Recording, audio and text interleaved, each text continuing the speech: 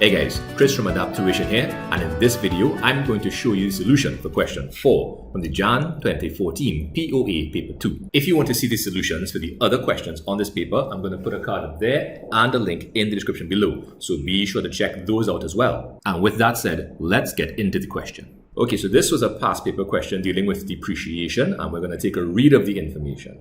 So Mary Jane owns a small fleet of vehicles which she makes available to the general public for hire. Okay. On the 1st of January 2011, her limousine, which originally cost $90,000, had an accumulated depreciation of $9,000. All right. Mary Jane provides for depreciation using the reducing balance method at a rate of 10% per annum. Okay, that's good information. First up, we have to calculate the depreciation expense to be charged for each of the 2 years ending 31st December 2011 and 31st December 2012. Okay, so let's pull up our depreciation schedule, and you're going to head it up as you would head up any solution, the name of the entity, what your solution or table or statement is showing, and the period or periods to which it applies. Our depreciation schedule looks something like this. Now, there are different versions. This is the one I use. So I have a column for the year, I have a column for net book value at start, a column for the depreciation expense for that year, and I have the rate on top. You can put this rate in the same line as accumulated depreciation or whatever it is, and I have a column for net book value at end. Now, how this is going to work, remember, under the reducing balance method, we calculate the depreciation expense for any given year by multiplying the depreciation rate by the net book value at start. What is net book value? The cost of the asset minus all of the accumulated depreciation up to that point in the asset's life. Now, of course, this doesn't give us cost and accumulated depreciation. It simply gives us net book value and the depreciation expense in any given year. And that's also going to give us the net book value at end. So let's start it off in 2010. Now, I know they said for 2011 and 2012, but this story actually starts in 2010 when we just buy the asset for $90,000. Now, let's go back to the information to see why. So it says on 1st Jan 2011, her limousine, which originally cost $90,000, had an accumulated depreciation of $9,000. And then they tell us that the reducing balance method is used at a rate of 10% per annum. So if you find 10% of $90,000, you get $9,000, which means that there has only been 1 year's worth of depreciation on this asset. So we could safely assume that if this is the balance or information at the start of 2011, the depreciation took place in 2010. So that's why I'm starting off with 2010. I'm going to show the 10% depreciation of $9,000, and to get net book value at end, you take your net book value at start and you subtract your depreciation expense for that year. And 90 minus 9 will give us 81,000. Now, the net book value at the end of 1 year becomes the net book value at the start of the next year. So again, the balance at the end of 2010 becomes the balance at the start of 2011. What do? We repeat the process that took place in the line above it. We find 10% of the value at start, and that's going to give us the depreciation expense for the year. And to find net book value at end, we subtract going across net book value at start minus the depreciation expense for that year. That's going to give us 72,900, and the balance at the end of that year becomes the balance at the start of the next year.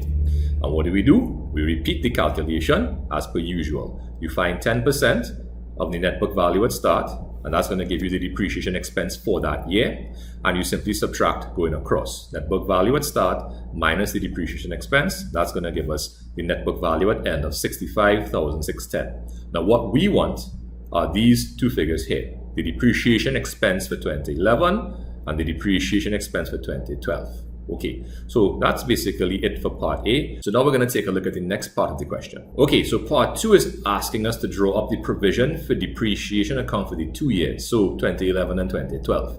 So you're seeing your T account across here. Now the provision for depreciation is a contra asset account. Its function is to reduce the value of an asset in the balance sheet. Assets have debit balances. Therefore, we need a credit balance item in order to reduce or counterbalance the value or balance of an asset. Long story short, the provision for depreciation has a credit balance at start. And at the start of 2011, we have 9,000, which is as per the information in the question, which told us as much. On 1st Jan 2011, accumulated depreciation of 9,000. Okay, now, as per the previous working, we are going to put in the depreciation expense here on the credit side. So now the balance that will be carried down from the debit side will say 17,1 because it's the total of those two figures here. The 9,000, the balance brought down, and the fresh charge for depreciation for the current year. Now that 17 is going to be brought down in 2012, and to it we are going to add the depreciation expense which we calculated in the previous part of the question, which is 7290. Now of course we're going to add those two figures together to get 24,390, and that's going to be our balance carried down from that side and brought down in 2013. Okay, so that's it for the depreciation account. Okay, so A part 3 is asking us to prepare the fixed assets section of the balance sheet for the limousine as at 31st December 2011. Okay, so of course this is a slightly older paper, so they weren't yet using the terms non-current assets and these things. So we are going to use the correct terminology. So we're going to pull up our extract of the statement of financial position. Please remember to header properly. Name of the entity, name of the statement, and if it's an extract, and the period to which it applies. Now we are doing the non-current assets section, so you'll observe that we have three columns: cost, depreciation, or if you could fit it, accumulated depreciation, and NBV, which stands for net book value. So we're just going to populate everything all at once. So the cost of the limousine is $90,000, which of course the question told us across here. It costs $90,000. And the depreciation figure that you're seeing here in this column, is $17,100. How did we get that? Well, we could pull up the T account that we just did, and we could see that the balance at the end of 2011 was $17,100. And of course, when you subtract going across, $90,000, the cost minus the accumulated depreciation of $17,100 gives us a net book value of $72,900. Okay, so that's it for part 3. Let's take a look at part B. All right, so part B was a little one-mark question. Under which heading in the balance sheet would prepaid rental revenue appear? So prepaid rental revenue would appear under the current liabilities section in the balance sheet. Why? Because if rental revenue is prepaid, you are being paid before you have provided your service. And therefore, you now have an obligation to provide either a refund of the money that you received or provide the service for which you have been paid. Either way you take it, it's an obligation that you have to provide some benefit in the future, which is the literal definition of a liability. Let's check out the last part of the question, part C. Okay, so we're going to take a read of the information. It says, Steve Treft, who owed Mary Jane $6,000 for services received, was declared bankrupt by the court. On the 31st of December 2012, Steve Treft sent a check in full settlement of his account, which showed a payment of 25 cents on every dollar of the debt he owes. Draw up Steve Treft's account, 6 marks. Okay, so basically we have to show this debtor's account and write off the amount, write off some amount as bad.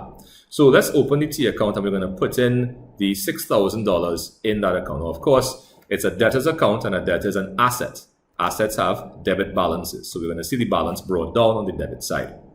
Now, Steve Treft sent a check in full settlement of his account, which showed a payment of 25 cents on every dollar of debt that he owes. Okay, so I think I misspoke, right? Because it says in full settlement. Now, in full settlement implies that we are accepting this reduced payment in full settlement, as in we are accepting it as the full amount, and whatever extra is left after that, we are going to discount. Now, if it just said it sent a check for that, but it didn't say full settlement, it means that we would have had to have written off the remainder of the debt as bad. So let's go across, and the first thing we're going to do is we're going to put how much we received from Steve Treft. So it said 25 cents on every dollar. 25 cents is a quarter. A quarter of 6,000 is 1,500. Now the remainder of 4,500, which is the difference between how much was owed and how much was received, normally I would say that you'd have to write it off. But again, the phrase full settlement in the question implies that we didn't write it off as bad. So to me, it implies that we discounted this. So this is discount allowed, which will be debited. And you'll notice that, of course, the total now on the debit side matches the total on the credit side. Now, initially, I actually did have the words bad debts here. I used bad debts. I wrote it off as a bad debt initially.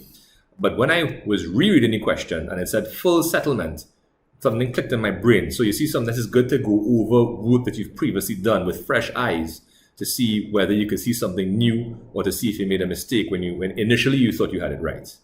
Okay, that's actually about it for this question. Okay guys, so there you have it. That's the solution for question 4 from the Jan 2014 POA paper 2. If you have any questions, please feel free to leave them in the comment section below and I'll get back to you when I can.